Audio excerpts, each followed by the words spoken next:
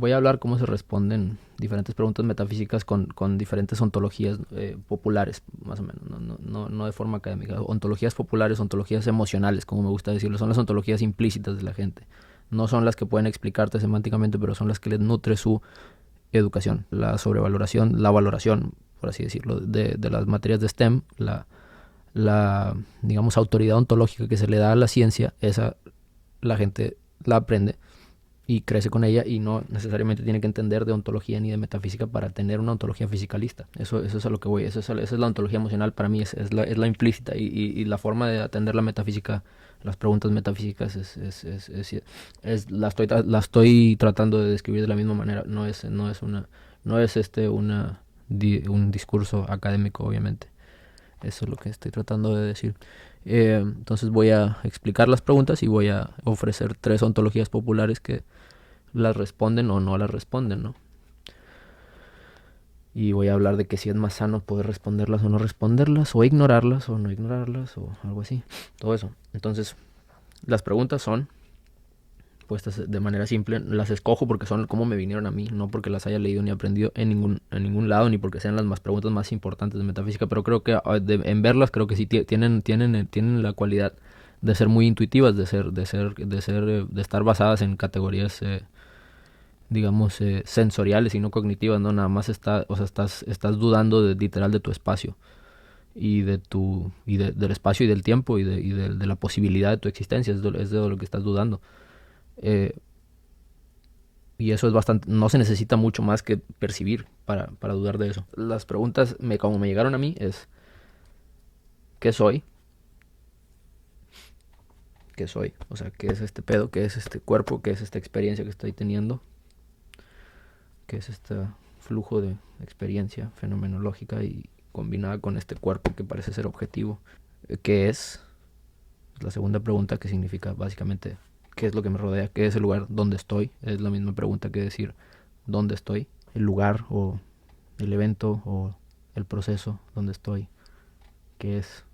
Y la tercera pregunta es ¿por qué existo en vez de no existir? ¿Y por qué este lugar donde estoy existe en vez de no existir? Entonces esas son las 3 preguntas. ¿Qué soy?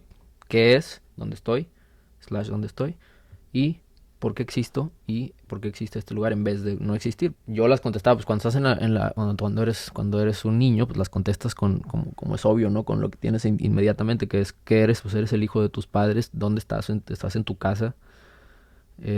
¿Por qué existes? Pues lo que sea, ni siquiera, o sea, no necesitas una razón para existir, ¿no? Cuando eres un bebé, cuando eres un infante, un niño. Y luego eventualmente, pues las preguntas surgen, ¿no? Cuando sales de la familia y empiezas a ver la sociedad y dices, ok, entonces hay muchas madres como esta donde yo estoy, donde yo nací, y pues todas parecen significar lo mismo, ¿no? Parecen tener el mismo peso, o sea, pero yo nunca voy a saber de esas, nada más de la mía y así. Y luego eso se va más para arriba y dices, la verga, es como que, ok, dicen que así como este país hay muchos, digo, estoy yéndome por escalones, no es que me haya dado cuenta de un día de que había países también, pero me refiero como este país como esta ciudad hay muchos, como este país hay muchos, como este planeta hay muchos, como este sol hay muchos, como esta galaxia hay muchas. Y te digo, pues la manera en la que las contestas, la primera vez que las contesté, pues yo honestamente de niño, la respuesta de Dios nunca me contestó estas preguntas así de lleno. Siempre como que tuve la intuición de el lugar de Dios, pero nunca me respondió las preguntas metafísicas como de una forma que me sintiera tranquilo así, porque entré, como hablé también, entré en una escuela católica cuando estaba morrito, entré en una escuela religiosa y luego nunca me respondí esas preguntas con, ok, Dios. Nunca lo respondí así. Lo que aprendí inmediatamente, como te digo, implícitamente en mi educación, es que las materias de STEM tienen más autoridad ontológica, ¿no? Entonces lo que hice es que, o sea, como todo mundo, como toda persona de mi generación, y unas más abajo y unas más arriba, supongo, derivaste una ontología implícita, fisicalista.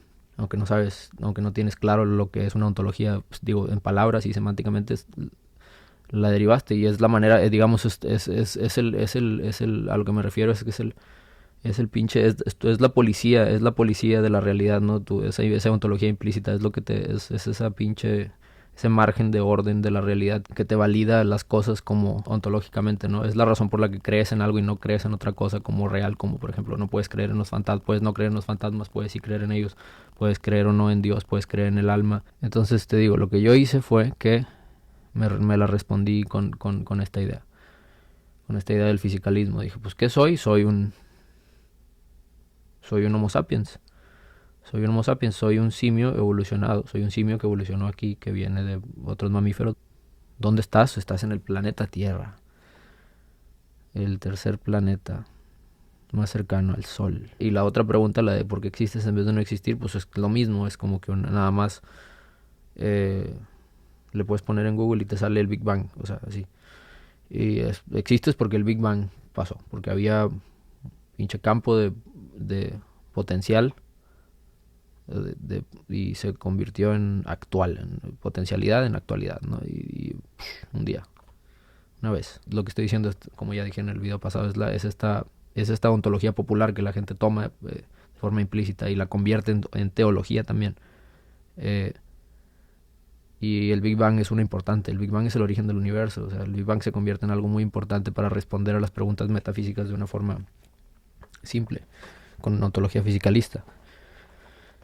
Y entonces puedes hacer esto, ¿no? Y esto funciona, supongo, te digo, te ordena el mundo de muchas formas, te ordena el templo en el que vives, no la estructura así cósmica donde vives, la tienes bien conocida según tú la entiendes, y eso te ordena de una forma. La otra manera en la que se puede responder, esta que yo no le respondí así, pues es de la forma religiosa, ¿no? Es como que la forma religiosa es la que atiende directamente a estas preguntas de lo que estoy haciendo, ¿no? Son preguntas teleológicas, básicamente. Y si tienes si eres fundamentalista religioso, como lo que expliqué en el video pasado, pues obviamente esas preguntas se responden fácil. ¿Qué eres? Eres esta creación de Dios, eres esta cosa con materia que tiene un alma y un espíritu adentro que está tratando de subir hacia el uno. ¿Y qué es? Pues eso que acabo de decir que es. Estás en esa arena operando, como ese tipo de agente y porque existes en vez de no existir por la voluntad de ese uno, de esa luz. Y así, eso, o sea, es fácil, a lo que me refiero es a que están diseñadas, ¿no? estas estructuras, no estoy diciendo, obviamente no estoy simplificando la religión, pero me refiero a que están diseñadas para atender estas preguntas metafísicas de una forma estabilizadora, ¿no? Puedes hacer eso también, o puedes hacerlo de Bernardo Kastrup también, que es el que está tratando de traer el idealismo de vuelta, ¿no? El idealismo, la idea de que la mente es primaria sobre la materia, eso es algo bastante interesante. La materia es simplemente una instancia de mente, la materia es como se ve una disociación en lo que él llama la mind at large. Dice que lo que somos disociaciones en este mind at large, ¿no?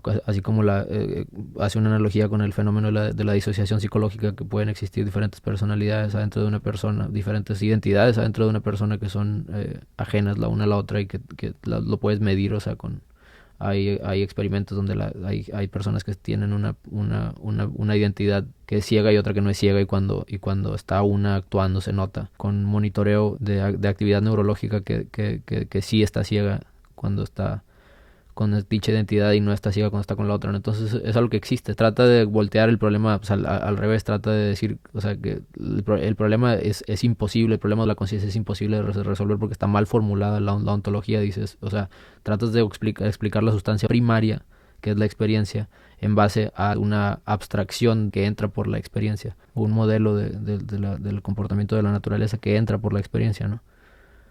Le das la autoridad ontológica a eso, sobre la misma experiencia por la cual está entrando, o sea, el güey trata de decir, o sea, si pones a la mente primero antes que la materia, pues eso, obviamente dice, no tienes que explicar cómo emerge la pinche mente de la materia, no tienes que explicar, lo único que tienes que explicar es cómo emergen diferentes mentes de la mente at large, ¿no? Como le dice el mind at large. Y él lo explica de esta forma, ¿no? Con la analogía de la disociación. La materia es como se ve la disociación mental de algo. O sea, él dice que hay conciencia, no hay metaconciencia solo en nosotros, pero hay conciencia en todo. Él dice que hay esta conciencia dice que es como una mente, es como una experiencia que está sucediendo, es lo principal que está sucediendo, ¿no? Y él dice que todo lo que vemos, la materia, son reflejos externos, digamos, de esta disociación y de cómo la vemos nosotros mismos, que somos disociaciones de esta mente, ¿no? Pero es interesante nada más resumirlo para darle una forma a lo que causa cuando tomas una ontología de este tipo, ¿no? Porque ese es el punto de estas cosas, es que idealismo, analítico, fisicalismo, no necesitas ninguna de las dos ontologías, que es algo que dice Verbeek y es muy cierto, y lo dice Kastrup también, no necesitas ninguna de las dos ontologías definidas para operar científicamente, porque la ciencia se trata de modelar el comportamiento de la naturaleza o sea, de estudiar el comportamiento de la naturaleza. Eso es independiente, o sea, de lo que tú presupongas que es ontológicamente, o sea, presupongas ontológicamente que es esa naturaleza.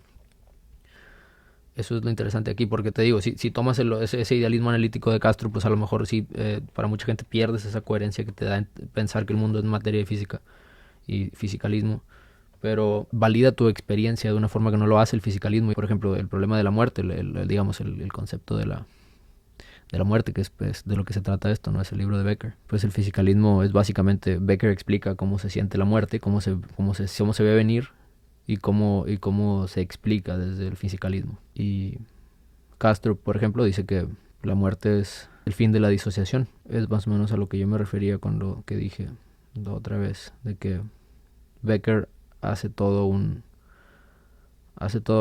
afirmación así bien cabrona, ontológica, al decir que la muerte implica 100%, sin lugar a dudas, el fin de la experiencia. Te digo, eso parece sensato cuando no se analiza mucho para una persona moderna, pero si se entiende que no se necesita ninguna de las dos, digamos, ontologías rivales del idealismo y el fisicalismo para hacer ciencia, y si se entiende que ambas requieren especies de puentes de lógica para concluirse y no son absolutas, porque no lo son, entonces te pones a pensar por qué escoges una y por qué escoges otra. Bueno, y las tres preguntas metafísicas, según, o sea, digamos en un marco de referencia de Castrop, sería como que ¿qué soy? Soy eso, esa disociación, la mind at large, que ¿dónde estoy? Estoy en una mind at large, ¿no? Estoy en un proceso mental gigantesco, eterno, que está sucediendo. ¿Y por qué existo en vez de no existir? Y ahí es donde Castro dice, pues porque nada más así es, la naturaleza hace lo que hace y ya, es ahí donde a mí no me convence mucho, pero es lo que dice, ¿no? Y yo digo que nada más no tiene respuesta ya, no tienes que responderla. La forma en la que yo quiero tratar estas preguntas metafísicas es que les quiero dar este carácter de luminosidad.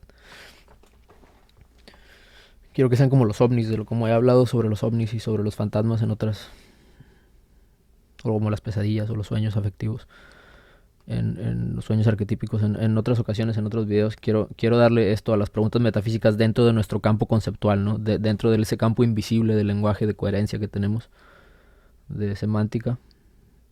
Las preguntas metafísicas para mí son los ovnis o son los fantasmas. Son esas cosas que están ahí, que son discernibles por esta estructura, digamos como los ovnis en tu campo fenomenológico o los fantasmas. Estas preguntas son discernibles por el lenguaje y el concepto y los conceptos y la lógica y todo lo que usamos para comunicarnos. Y están ahí no para ser entendidos. Esa es mi idea de los ovnis también. Eso es lo que he hablado en otro video. Es contrario a lo que mucha gente piensa. Es más parecido a lo que dice Jung. Yo creo que los ovnis están ahí para decirnos algo afectivamente. No están ahí para ser analizados y entendidos semánticamente ni lógicamente. Ni físicamente, ¿no? Porque ahí es la pregunta de que si son físicos o son psíquicos o que si son los dos. O sea, es un tema muy interesante. Pero yo creo que las preguntas metafísicas están para eso, ¿no? Porque muchas personas, te digo, hiperracionales de ahora, que, o sea, con razón, como que se alejan de todo esto, ¿no? Porque es como que suena bien abstracto, suena bien inútil, ¿no? O sea, ¿por qué gastas tiempo en esto? Si lo que tienes son recursos, entonces tienes que dirigir tu atención a donde te conviene, a donde es bueno, ¿no? Dices, pues las preguntas metafísicas, ok, vamos a aceptar, si no eres un fisicalista así muy, muy estricto, como mucha gente también, que es suficientemente investigativa, digamos, para aceptar que las preguntas metafísicas no tienen respuesta. Mucha gente está a gusto con esto, pero lo que hacen es que dicen, ok, como no tienen respuesta, pues entonces no tienen ninguna especie de autoridad en mi vida, en cómo yo defino mi ontología, en cómo yo defino mi pinche realidad. Y este es el problema, esto es a lo que voy. Lo que yo creo de las preguntas metafísicas están ahí porque les tienes que dedicar energía, ¿no? Tienes que gastar atención en ellas, tienes que gastar recursos en ellas, tienes que pensarlas, tienes que tratar de contestarlas, tienes que luchar con estas preguntas, contender con ellas. Tienes que dejar que te transformen, porque para eso son. Eso es lo que yo creo. Son como los pinches visiones, son como los ovnis, pero en el campo de la semántica, en el campo del lenguaje, de lo conceptual. Son maneras dentro de la misma razón y dentro del campo conceptual y del lenguaje de decir, haz de cuenta, son los túneles para trascenderlos. Como dice Kant, ¿no? Que la razón sea trascendental, sea trascendental, como yo le diría, sea autotrascendente, que se autotrascienda, ¿no? Que tenga instrumentos dentro de ella que se lleven bien con el hecho de que hay cosas afuera de ella. A pesar de que el ímpetu de la razón es querer entender todo, entender que a pesar de que entender eso y estar a gusto con eso, también sabiendo que nunca va a cumplir esa finalidad de entender todo, ¿no? Es este mecanismo raro del que habla Kant. Es parecido a lo que yo me refiero con, digamos, es analógico a lo que estoy diciendo con lo este lenguaje y el campo conceptual. Digamos, el mundo del hemisferio izquierdo tiene estas preguntas que son entendibles con lenguaje y así, pero no son para ser respondidas, son nada más para que te des cuenta, son cosas que apuntan a la rareza, apuntan a la incertidumbre. Y en el proceso de contender con esas preguntas, de tratar de responderlas, es cuando entiendes todo eso y te cambia como persona, son transformativas. Las preguntas metafísicas, esa es su tarea para mí. Como las visiones. No son para que las respondas, pero tampoco son para que las ignores. Esa es la idea, porque mucha gente, te digo, piensa como no tienen, pues qué vergas tiene de pragmatismo resolver preguntas metafísicas, y dices, pues ni pedo. Entonces, dices, ni madres, no le voy a dedicar tiempo a eso. Y lo que terminas haciendo, te digo, es quedándote atorado en nichos ontológicos, que es como yo creo que son nichos de paradigmas ontológicos innecesarios. Te queda siendo restrictivo ontológicamente de una forma innecesaria. Es un proceso de autoentendimiento, de autotrascendencia. Y es lo que estoy tratando de enfatizar aquí, que las preguntas metafísicas, la metafísica es para, en mi opinión, es para eso. Es para que le pongas atención, no para que le ignores por presumir que es inútil. Y para que trates de responderla, que intentes de verdad responderlas, que te las tomes en serio, que creas que las puedes responder de una forma y de otra forma entender que no las puedes responder, y luego quedarte con la transformación que te den, ¿no? Esta es la manera de lidiar con esta pinche frontera entre lo entendido y lo no entendido.